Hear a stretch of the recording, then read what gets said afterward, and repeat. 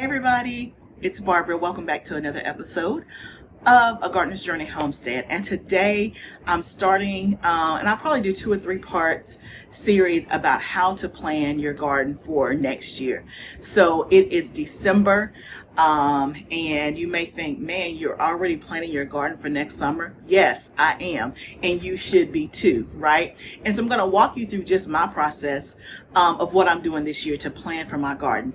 And for those that are brand new to me, if you don't know, I am a new gardener. So this will be my second full summer in 2022 growing a full garden. I dabbled the first year in 2020. I had my first summer garden in some raised beds. And then this year in 2021, I did my first garden inside the greenhouse. And then so next summer in 2022 will actually be my second, summer, so to speak, 2 years of growing. So I did not do this in the prior years past. So this is my first time doing it. So I wanted to share with you guys what I'm going to do to plan for my garden for next year. And I want you to take this journey along with me. So if you have planted before, or if you're going to be a brand new first time gardener next year, I hope that these tips will help you. So what I'm going to talk about today specifically is step number 1 is to review what you've already done and what worked and what didn't work. If you're a brand new gardener and you're starting from ground zero, then you're still going to watch this video and pick up on the step of figuring out what you want to plant for next year, what you like, what you don't like. Okay, so that's what this video is all about. If this is something that interests you and you want to start planning, then go ahead and come along with me.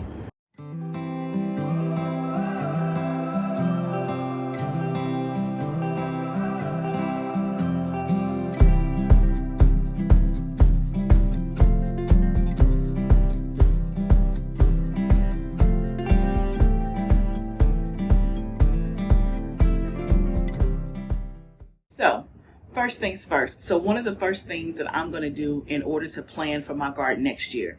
Now, I'll be honest, y'all, I've got my seed catalogs in the mail and they are beautiful. I'm going through them, and I'm going to do an episode on me going through the seed catalogs and how I'm picking what I'm going to do. But before you go through all your seed catalogs and place your order, I want you to plan first. Why? 1, so that you can get what you need. 2, you can save some for somebody else. 3, it's going to save you money if you can plan and be intentional. So those are all the reasons why you don't want to just go order a whole bunch of seeds for next year and not have a plan on what you're going to actually plant and do. So one of the first things for me is that I'm going to actually review what I planted this year and also last year, what went well and what didn't go well. And the reason why that is important is because you want to make sure that you remember and that you're taking into consideration the things that didn't go well and why they didn't go well, right? And so one of the things that I encourage you to do in your growing season, in the season that you're actually growing in, is to take notes as you're growing your items through the spring, summer, fall, whatever season you're growing in. Take notes as you go along. What didn't go well? What had a lot of disease? What didn't germinate? What did you have to germinate more than 2 or 3 times? Right? It's important to take those notes while you are in that season, because you will forget. As many times as you say, oh, I'll remember, I don't want to plant that variety anymore, or, oh, let me order this from this company instead of this company, you will forget because there's a lot going on, right? And so I'm trying to get into the habit of doing it as the season is going on so that I have a record of notes. So what I'm going to go through today is my first growing season. I took notes after the season ended, right? About what went well, what didn't go well. And I just kept it like in a spreadsheet. You can keep it on the notes on your phone, whatever it may be. So that's what I'm going to go to first to reference what I want to plant and to where. So there's going to be like I said, 3 steps to the process that I'm using. Again, this is not magical. This is not you must do it this way. This is just how my brain is working and how I'm going to plan for next year, and I thought I would share with you. So the first thing I'm going to do is to review what I've already done, what went well, what didn't go well. Next, I'm going to organize my seeds, and I'll do a separate video on that. Organize my seeds and see what I already have, right? And then the next thing after that is I'm going to actually plan what I'm going to plant where. So I'm going to do like a crop garden plan, and I will show you how I do that. So I'm going to already go ahead and pencil in, this is what's going to go in the raised beds. This is what's going to go in the greenhouse. This is what's going to go in the ground. I do that, one, so that I know visually, okay, where things are going to go. I can also practice my crop rotation or whatever else I need to do. And then after that step is when I'm going to order the seeds, right? Now, that may sound like a lot. And again, you can pick and choose, you can shorten, you can lengthen whatever of these steps you want. But I think that those are the 4 essential things to plan your garden, to be intentional. So let's talk about, for me, what did not go well this year and also the year before, because again, I'm brand new, so I'm kind of taking data from both of those years, right? So I have my laptop, so and I have it on a spreadsheet, so I'm looking at what I did last summer, right? And so last summer, that would be 2020, okay, for me. Like I said, this is the first time I've planned, so that's why I'm kind of going back. So one of the things that I did was the very first summer, I only had 5 raised beds behind my house. If you've been following me, you've seen my raised bed. So that's what I started with. So let me also put in another plug, as I always do, that it doesn't matter how much space you have, right? It doesn't matter if you only have raised beds. It doesn't matter if you have 1 container garden. It doesn't matter, right? You still want to plan, and you still want to review what went well and what didn't go well. So one of the things for me, and also you learn lessons as you grow. So I had 4 raised beds. Actually, when I started, not 5, I had 4. And one of the things that I had in my notes is that my broccoli didn't produce, right? It didn't produce, it just had stems. Okay, so one of the things, again, I was new, broccoli doesn't grow in the summer, right? So I wanted to bring that up because in my notes I put, man, I planted broccoli, it didn't grow, I only had stems, right? Me not knowing, because I was very brand new and still new, but my first time planting, broccoli doesn't grow in the summer. It grows in the fall. It likes cool temperatures, right?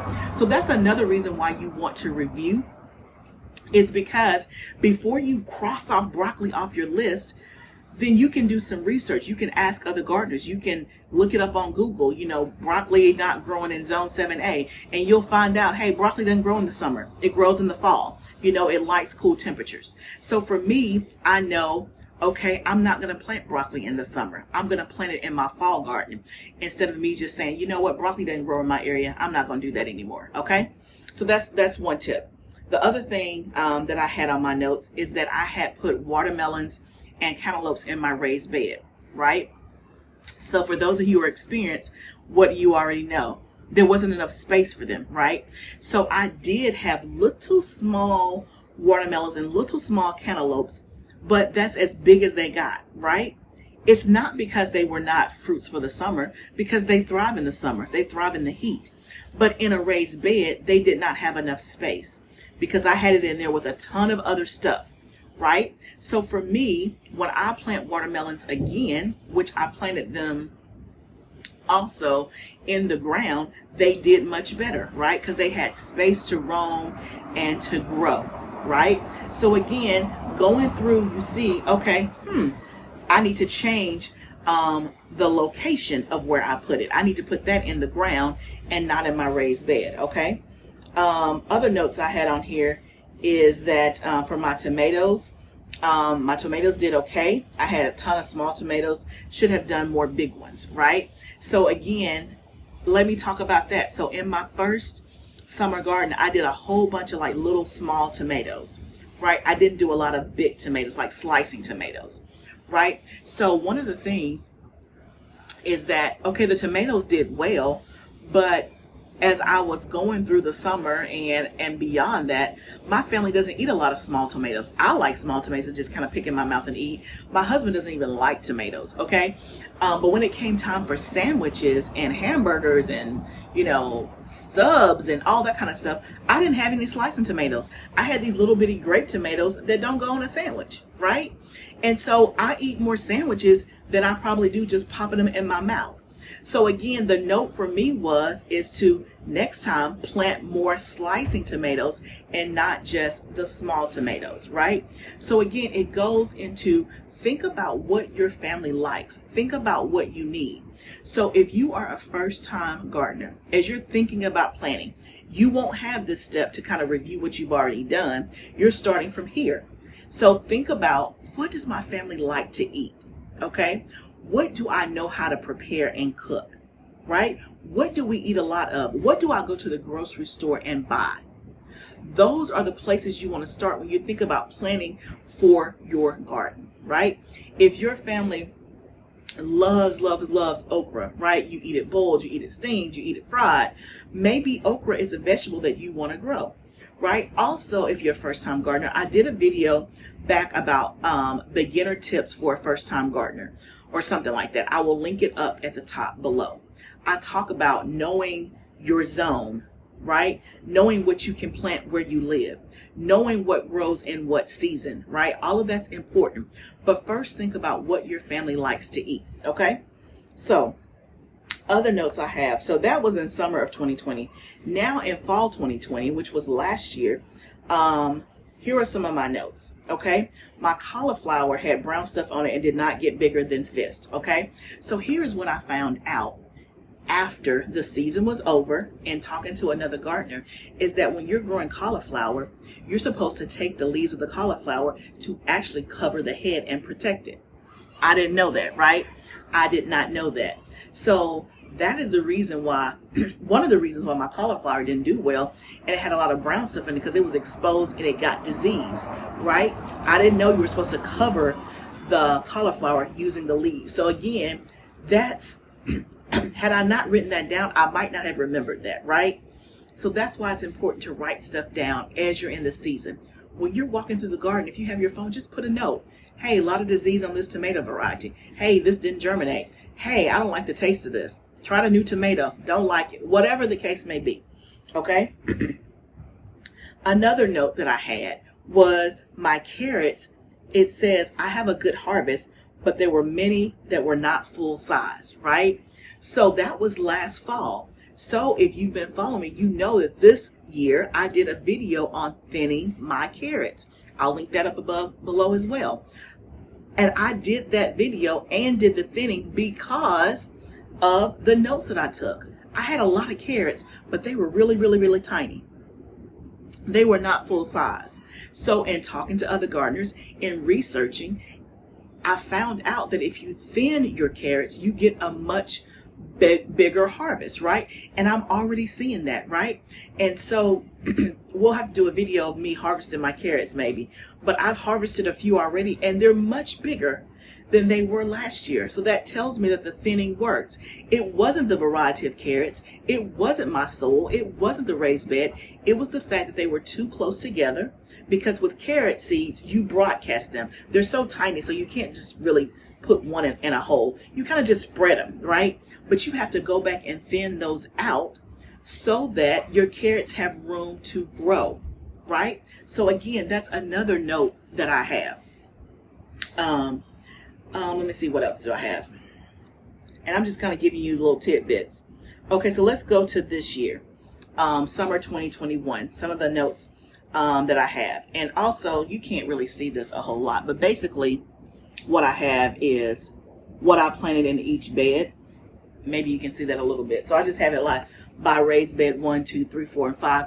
So, and I put what I planted each bed. So that way I also know how to rotate my crops, because you don't want to put the same vegetables in the same beds year after year. You want to rotate them, okay? And also it tells me what I planted together. So if you do companion planting, which you should, planting, things together that complement each other, then that also helps as well. So one of the things that I wrote is that I had a herb bed. this summer I had an herb bed. My herbs did not do well this summer in the bed. Now the year before they did great, right? But they didn't do well this year. So one of the things that was different is that I planted lemongrass. I love the taste of lemongrass. I love the smell of lemongrass, right? What I did not bank on is that lemongrass is very invasive. It takes over. And y'all, I planted one lemongrass plant and it took over the whole raised bed. The whole raised bed, right? It choked out everything in the bed, including all my basil, all my parsley, and all of that. So lemongrass is like a mint, right? So my first summer I planted mint in that raised bed, not in the same raised bed, but in that same group of herbs, right? And I read somewhere that mint was invasive and that it will take over. So I quickly pulled it out and just put it into a container. So I saved myself that year. Well, I didn't know that lemongrass was in the same family, right? It is invasive. It literally took over my whole bed and choked out all of my herbs. So note to self, guess who's not growing lemongrass anymore? Well, I'm not going to grow it in a raised bed. If I grow it, it will be in a container, right? And y'all, it produced so much. And in hindsight thinking, I love the taste of lemongrass. Usually you put it like in Thai food or curry food. I don't even cook a lot of that, right? I eat it out, but I don't cook a lot with it. And then of course, essential oil. Truth be told, y'all, I probably was not going to harvest and dry a whole bunch of lemongrass to make essential oil. It was so much. It was overwhelming. So again, for me, if I grow lemongrass again, it will be in a container and not in a raised bed, right? So I know, one, if I want to grow it from seed, I don't need to get 5 packs of seeds because I don't love it that much to grow it, right? I love it, but not enough to grow it. I might just buy it. But I know maybe I'll get 1 pack and maybe I'll try it, right? So again, that's how it helps with your seed planting is, for me, I don't need to go buy 5 lemongrass plants. I don't need to buy 5 packs of lemongrass seeds because of my experience with it. And I know if I get it, I'm just going to do a container. I can probably just pick that up at my local nursery and be done. I don't even have to order seeds for it, right? So that's how it helps you when you go back and review what you bought last year, what you planted, what went well, and what didn't go well, okay? The other thing is, I had a note in here about my garlic. So, of course, you plant garlic in the fall, and I planted mine like early mid-November of last year, which means it wasn't ready until June. So that means I had a whole bed that I couldn't do anything with until June, right? So it worked out, but that's good to know as you're planning, right? That, hey, this bed is not going to be available. So maybe I want to put it somewhere over here or not use this bed or not use prime real estate or whatever the case may be. That's another way that you kind of go through your plan. Okay. Now moving on to the greenhouse this summer. And so again, I have a separate tab for what I grew in the greenhouse and kind of where I put it. So one of the things with tomatoes, because last year, the year before, remember I did a lot of small tomatoes. So this year I did a lot of big slicing tomatoes. I did purple Cherokee, I did beefsteak, and I did Brandywine. Okay. Okay. Lesson learned. Okay. 1, on some of them, I did not prune them enough. They got really, really wild.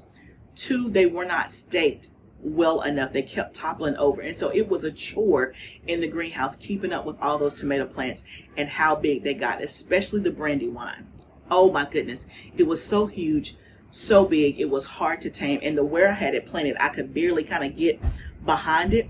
And we just didn't stake it well enough, right? We thought that we did, but it was not nearly strong enough. So we know going into this summer season that if we're going to try the Brandywine again, which I'm sure I will, is to make sure that with all of our tomatoes that we have them positioned in a way that we can kind of get where they are. They're not too close together, and that we have proper staking, enough staking so that they don't topple over, so that they don't get a lot of disease and they're not lying on the ground, and also to get in a position to where you can prune them. Okay. So again, there's pros and cons of pruning, not pruning. And for some things I prune, some things I don't. That's a whole nother video. But again, note to self. And so y'all, that's literally what I'm doing, today, is to kind of go back through what went well, what didn't go well, what did I grow that I didn't like, what did I grow that I really liked. So I really, really, really love the okra that I grew. It did not grow a lot. I didn't have enough of it. So I know this year I want to grow more okra, right? I only grew a few eggplant. We love the eggplant. So I know I want to grow more of that this year, right? For tomatoes, I grew a lot of Roma tomatoes, right? To make tomato sauce. I haven't made the tomato sauce yet. They're in my freezer, right? But I had more of an abundance of Roma tomatoes than I did anything else. And so again, Roma tomatoes are not good for slicing. So y'all, I still didn't have my tomatoes for slicing sandwiches like I wanted, right? My tomatoes, the Romas did extremely well, but the Brandywines and the Cherokee purples, not so much, right? So again, your girl was still struggling to have a tomato on her sandwich, right? So we're gonna fix that, for next year. Also, again, with the herbs, I think I'm gonna move the herbs in the greenhouse this upcoming season instead of doing them in a raised bed. Other things that came up. So jalapenos, you guys know that I grew like over 1,000 individual jalapenos. I had I think 13 jalapeno plants because we make jalapeno salt. So we'll do more of that this year. I experimented with chili peppers and cayenne peppers this year. We'll do more of that. So again, y'all, I could go on and on, but here is the point. I don't want to make the video too long. The point is this, is that one, let's start planning what you're going to do for next year now, okay? And the very first thing that I want you to do, if you've planned it before, is I want you to review what went well and what didn't go well. What did you buy that you didn't use? What did you grow that you didn't like? What did you didn't grow enough of, right? And start thinking about and writing it down so that you know what you want to grow for next year. If you are a first-time gardener and you don't have any history to review, I want you to think about, what does your family like to eat? What do you buy a lot of in the grocery store, right? Start there and then watch my video on tips for a first-time gardener. That is step number one. So that's the first step to my garden planning that I'm doing for 2022. I'm going to take you on the journey on step number 2. That'll be another video. So make sure that you tune in for this series I'm doing about how to plan your garden. So y'all, it's a beautiful day. If you can't tell, I'm in a different location. I'm actually in Florida. And so I'm on a screened in porch. And I wanted to kind of share with you what I was doing while I was doing it. I'm on vacation, loving it. Right? And so part of my vacation is being able to dream, plan, and think about what I want to do next year, when I'm not taking a nap, when I'm not hanging with the family, whatever the case may be, because that's what I do on vacation. So I hope that this video is helpful. I cannot wait to hear all your gardening stories and what you have planned. If there's something that you have planned, please, please, please drop it down below.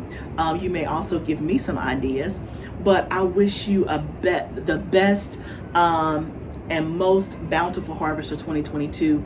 It is the last day of the year, I think, when you'll see this video. So I want to wish you a merry, merry, merry, merry, happy, happy, happy New Year. I hope that you had a great Christmas holidays. But let's start planning for summer, spring of 2022 for our gardens. It'll be here before you know it. Until next time, gardening is a journey. Let us grow together. See you next time.